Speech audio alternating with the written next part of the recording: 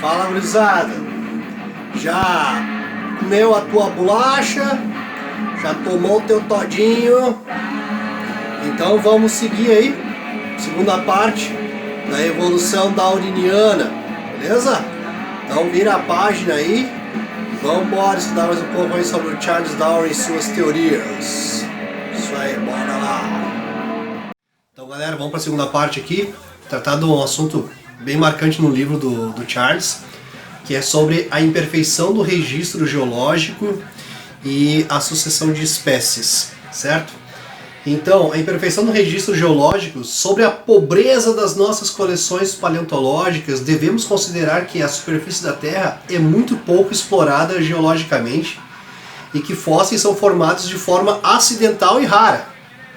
Outro fator importante é que as formações foram separadas entre si durante vastos intervalos de tempo. Então isso aqui é uma citação que eu tirei do livro da Origem das Espécies, do Charles, em que ele fala aqui sobre a imperfeição do registro geológico, né? Então veio lá em 1800 em Guaraná de Rolha, ainda muito pouco do planeta a gente explora, até hoje muito pouco do nosso planeta foi explorado, certo? A questão de acesso, né? A questão do fundo do mar, quanta coisa não está soterrada lá. E outra, né? Que para formar um fóssil, cara, são algumas condições, né? Tem algumas condições aí para que esse fóssil seja formado e preservado. Então muita coisa se perdeu, né? Não fossilizou e muita coisa ainda não foi achada, não foi descoberta. Isso a gente vê na nossa própria questão da evolução humana, né? Agora vários e vários fósseis têm sido encontrados aí que vão lá encaixando, que vai abrindo ainda mais a árvore da evolução humana. Mas lembrando que Charles Darwin não trabalhou sobre a evolução humana. Então, a sucessão de espécies e a imperfeição do registro. Então olha aqui, uma outra citação do livro dele. Não devemos cair na tentação de procurar formas intermediárias entre duas espécies próximas, mas sim entre as espécies e um ancestral comum. Lembrando que o ancestral comum, né, o ascendente comum, o ancestral comum, é um dos pilares aí da teoria da seleção natural do Charles Darwin. Então, quando vai se procurar, quando vão se encontrando fósseis, não é a questão de procurar, esse aqui foi o que deu origem a esse exatamente, mas buscar todos aqueles que você encontra uma relação com o ancestral comum. Então o Charles ele estudou muito sobre pombos. Então nós temos aqui o pombo selvagem, ao qual teria dado origem a todas as outras espécies de pombos aqui, né, que o Darwin estudou. Tá bom? O caldo de leque, o papo, bom, entre outros aqui. Então, essa parte aqui, ó, não procurar formas intermediárias entre essa espécie e essa, qual é a forma intermediária entre essas, não, mas procurar a relação entre todas as espécies e o ancestral comum, ok? E lembrando mais uma vez da imperfeição do registro, né? Várias espécies que podem ter existido, né, elas talvez não tenham sido fossilizadas ou não foram ainda encontradas.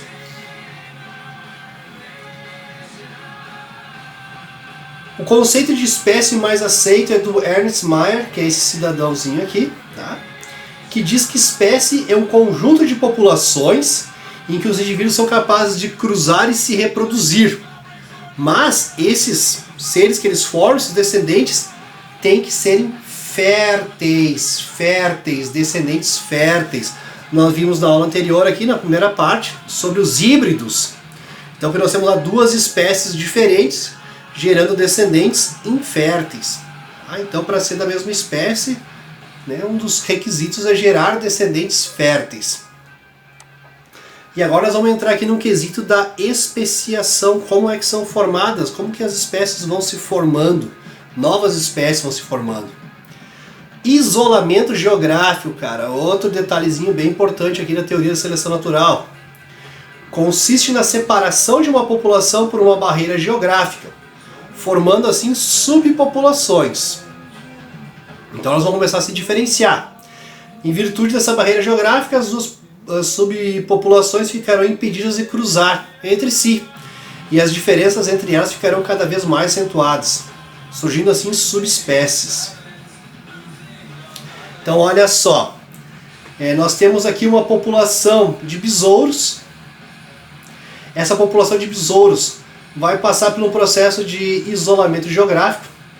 Elas vão ficar separadas por uma barreira física e não vai haver mais cruzamento entre essa espécie e essa espécie. Certo? Após muitas gerações, você entender que isso também não é do dia para a noite, tá? Após muitas gerações, cada população evolui, né, vão se tornar diferentes geneticamente, cara. Então aqui nós já temos uma população e aqui uma outra população. Vão se tornar duas espécies diferentes, porque esses seres vão cruzar só entre eles e só entre eles. Vai diminuir a variabilidade genética, então aqui vai ter uma forma genética, aqui vai ter outra forma. Quando eles se encontrarem de novo, quando não existir mais a barreira geográfica, eles já vão estar tão diferentes, né, geneticamente vão ser duas espécies que vão ser incapaz a sua reprodução. Então isso aqui é uma forma de especiação, chamada de especiação alopátrica. É aquela que é formada por isolamento geográfico. Então o resultado do isolamento geográfico, seleção natural de indivíduos, tá? Vai acabar tendo isolamento reprodutivo, formando espécies diferentes que vão ser incapazes de se reproduzir. Ok? Você tem que levar em consideração quando ocorre o isolamento geográfico, que aqui vai ficar um ambiente e aqui vai ficar outro. Aí o ambiente aqui vai selecionar um tipo de inseto, aqui vai selecionar outro tipo de indivíduo lá. Certo? Aonde o Darwin tratou disso aí, cara?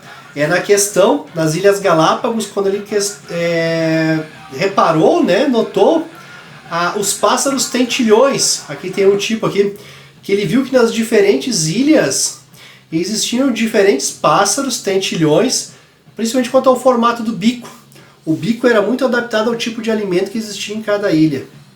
Então ele reparou que esses pássaros foram isolados geograficamente, mas que todos eles deveriam ter surgido de um ancestral comum. Eles surgiram de um ancestral comum, foram separados por uma barreira geográfica. Houve então essa especiação, né? A seleção natural selecionou. Imagina o seguinte, numa das ilhas começou a existir só frutos bem duros.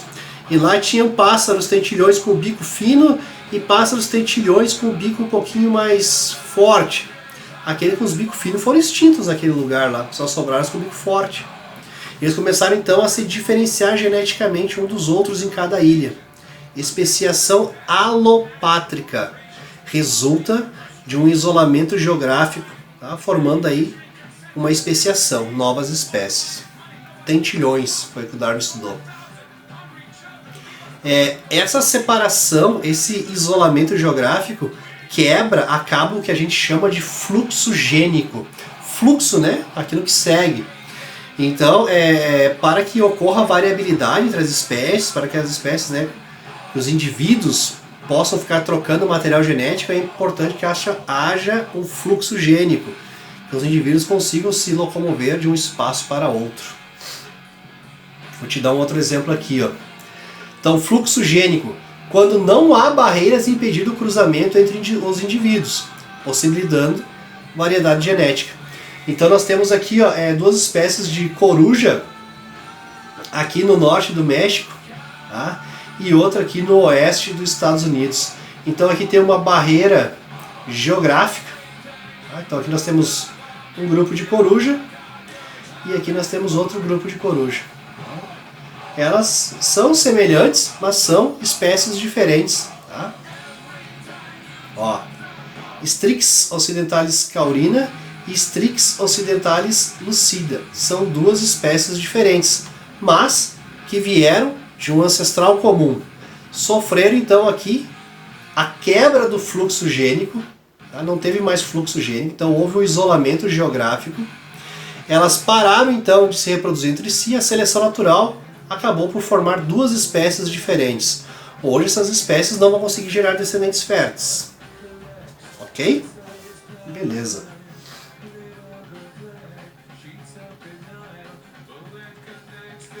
Outro detalhe então nós temos a especiação simpátrica. Essa é quando não ocorre isolamento geográfico. Então, nesse caso, as espécies podem surgir sem que haja isolamento geográfico. Alopátrica com isolamento geográfico. Simpátrica não tem isolamento geográfico. Cara, isso aqui já caiu em vestibular, tá? Alopátrica, simpátrica, questão de evolução. Alopátrica não tem... alopátrica tem o isolamento geográfico e a simpátrica não. Acontece a especiação sem que haja separação dos indivíduos. Uma especiação simpátrica pode acontecer graças a erros na divisão meiótica, produzindo os gametos diploides ao invés de haploides. Nós vimos isso na aula anterior da questão ali da poliploidia. Então essa especiação simpátrica, ela vai acontecer geralmente nos vegetais, nas plantas. Tá? Então o cruzamento de tetraploides com diploides, nós vimos lá na questão da melancia. Melancia tetraploide com a melancia diploide, formando o terceiro indivíduo, lá o triploide, aquela que era a melancia sem semente. Nós vimos na aula anterior, agora há pouco aí, antes de você comer sua bolacha aí. Tá? Então nós temos o exemplo aqui do trigo. Tenho aqui um indivíduo diploide cruzando com um indivíduo tetraploide, resultando aqui num terceiro indivíduo triploide. Então é uma especiação, tem uma espécie, outra espécie surgindo uma terceira espécie, sem que haja isolamento geográfico. Então essa é a especiação simpátrica, galera.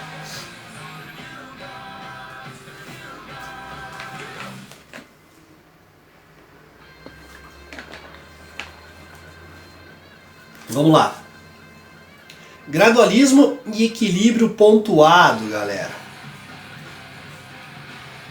Então, o gradualismo trata que as espécies foram se modificando de forma lenta, tá? De forma lenta e, como o nome já fala, gradual ao longo das eras, ao longo dos períodos. Então, uma evolução lenta e gradual.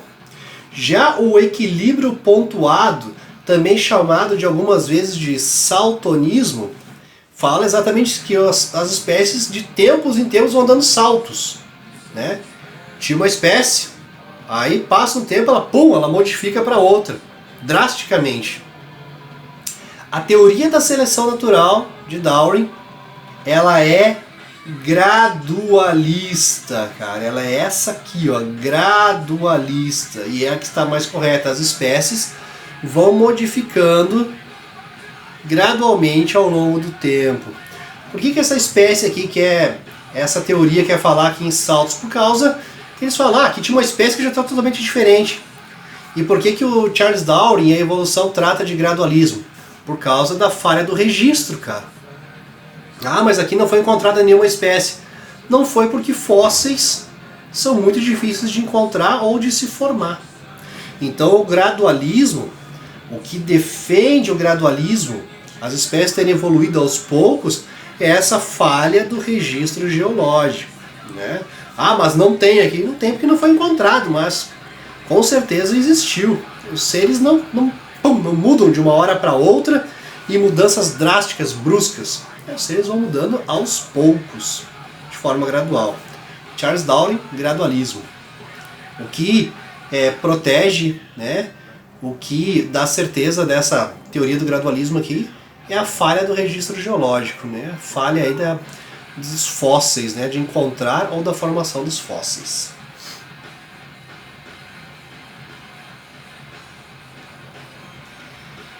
E a última parte que eu vou tratar aqui da teoria da seleção darwiniana é sobre Darwin e a síndrome da domesticação, cara. A variação das plantas e animais domesticados. Em 1868, Darwin realiza um detalhado estudo sobre a hereditariedade ao analisar espécies domesticadas.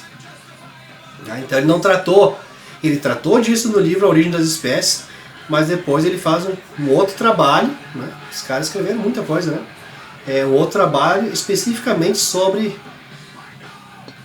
as espécies que foram domesticadas aqui, né, por nós seres humanos. Então, estudo exaustivos de Darwin sobre as espécies domesticadas revelou um interessante fenômeno. animais domesticados em geral apresentam uma série de características comportamentais, morfológicas e fisiológicas comuns. Então, formato do corpo, né, o funcionamento dos órgãos e o comportamento. Então nós temos aqui, né, um cão selvagem, tá? E aqui, Cusco. Eu gostava do meu Cusco, né? Domesticado, cara de coitado, orelha baixa, né? Cara de coitado. Né? Então, não fui eu, cara. Tá? E o outro aqui, né? Cai dentro. Caguei pra ti. Caguei. Olha a cara de caguei. Caguei. Daí. Vai sim. Entendeu? Vamos ver o que o Darwin fala assim. Primeira teoria.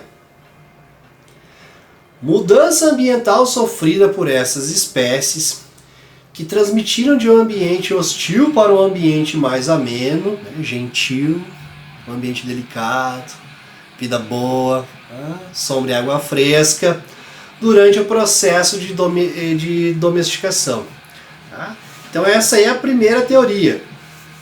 Né? A mudança no ambiente fez com que esses caras, que eram selvagens, se tornassem domesticados, mais calmos, com aquelas características. Tá? Não foi isso. Segunda teoria. As características associadas à domesticação poderiam ser produtos da hibridização de diferentes espécies. Tá? Se formaram seres híbridos ali e eles se tornaram mais legais. Não. Vamos ver o que está certo então. Um conjunto de fatores pode explicar as características da domesticação. Por que os animais que se tornaram domesticados se tornaram com características diferentes, né, da sua espécie selvagem? Alterações genéticas nas células embrionárias causam uma mudança nas adrenais, no formato do crânio, dentes e focinho. Cara, adrenais, né, são as glândulas, né, suprarrenais, as glândulas que estão em cima dos rins, e que produzem o hormônio da adrenalina. E o hormônio da adrenalina é o hormônio que deixa o animal, inclusive nós, pronto para entrar em ação. Pronto pro Are you ready? Fight! Cai dentro! Entendeu? Esses animais, então, já tiveram uma mudança nas glândulas adrenais. Sua produção de adrenalina já é diferente. No formato do crânio, esse formato do crânio fez com que as orelhinhas já fiquem um pouquinho mais caídas, que o focinho já fique diferente, que a dentição toda já vai ficar diferente, vai ficar menor, menos agressiva. Vai ficar menos agressiva. Então, são mudanças genéticas que aconteceram. Tá? E aí o ser humano começa a selecionar. Não, esse aqui não dá pra ficar, cara. Não, vou ficar com esse aqui que é mais bonitinho, tá mais mansinho. E começa a reproduzir aquilo. Aí entra uma questão chamada de seleção artificial. Seleção natural é o que ocorre de forma da natureza. Seleção artificial é quando nós, secos humanos, começamos a escolher, a selecionar aquele tipo de indivíduo que nos interessa. Quando nós começamos a domesticar os animais, nós domesticamos aqueles que eram mais... que se reproduziam melhor, que davam, forneciam mais alimento, ou que eram mais fáceis de manipular. No caso, domésticos, mansos. Os que não se adequavam àquilo ali eram descartados. Então nós fizemos uma seleção artificial. Primeiro, teve a mudança genética. Teve que acontecer a mudança genética. Surgiram aqueles seres. Opa, isso aqui é legal, eu quero separar, isso aqui é uma característica que eu quero. É um ser que eu vou conseguir dominar, que eu vou ter, né, controle sobre ele. Selecionamos eles artificialmente. A maioria das raças, tanto aí de gado, de cães, né, de animais domésticos, aí, cães, aves, gatos, né, esses pets, tu vê umas raças aí esquisitas pra caramba, tudo por seleção artificial. Tudo por seleção artificial, cara. Cara, tem o pessoal que cria serpentes. Teve o cara que começou a cruzar as pitons, né, as jiboias, até que saiu uma piton, e eu vou botar essa foto aqui, uma piton com albina, com aquelas manchas amarelas, que era aquela carinha de sorriso, como você está vendo aí, aquele smile, né? O cara foi selecionando até sair assim, para comercializar. Então, seleção artificial, cara. Segundo, os animais selvagens deixaram alguns descendentes com essas alterações genéticas, que foram selecionados de forma artificial. Certo? Então, os animais selvagens, porventura, tiveram lá descendentes um tanto quanto diferentes, né? Que tiveram alterações genéticas nas suas células embrionárias, que deram características diferentes, características de anatomia, de fisiologia, de funcionamento diferente, e que trouxeram um comportamento diferente. Nós fizemos então a seleção artificial dessas espécies porque nos interessava. Legal? Então, ideias centrais aí do darwinismo: ancestral comum, o ambiente seleciona os mais aptos.